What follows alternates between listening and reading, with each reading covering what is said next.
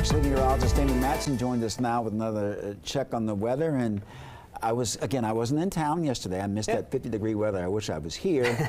But are we going to be okay for the next couple of days? Are we going to have a nice little winter warm-up? Well, I mean, we're going to keep perspective. Yeah, hey, I mean, we're keeping this trend going. We've gotten warmer temperatures the last few days. That will keep going, but there is a concern of some wind that we're going to have to pay attention to, folks. It's interesting how this weather pattern is unfolding as we have this very sunny sky. My goodness, we had plenty of clouds still around yesterday, and we still managed to get into the upper 40s, low 50s for those high temps on Sunday. And with how sunny it is now, it's not going to take a lot to exceed those temperatures that we got to on Sunday. And look at how quiet it truly is and how clear it truly is. Nothing at all is passing nearby the DMV. But I want to point out two things here. We have one storm system that is tracking along the Carolinas. It's going to move off the East Coast, passing south of us tonight. At the same time, it's a little off screen here, but we have a very strong frontal system all the way up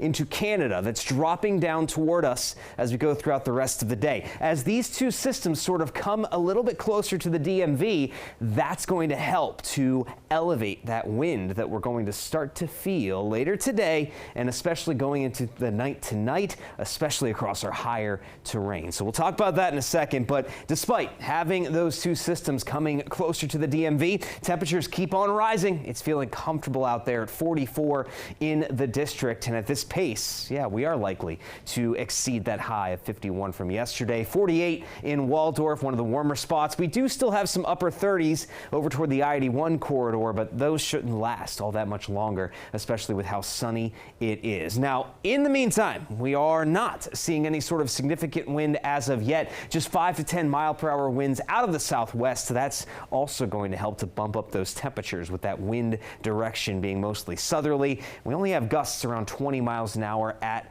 worst here at this hour. But as we progress through the rest of the day, we are expecting those wind numbers to start to climb as we go through the afternoon into the evening. Now, I want to point out here, it's not everybody that's going to be seeing these extremely strong winds. It's just going to get a bit breezy through the night tonight into the day on Tuesday, closer to D.C. along that I-95 corridor. We could see some gusts 20 to 25 miles an hour as we head into the day tomorrow. But look out to the west here.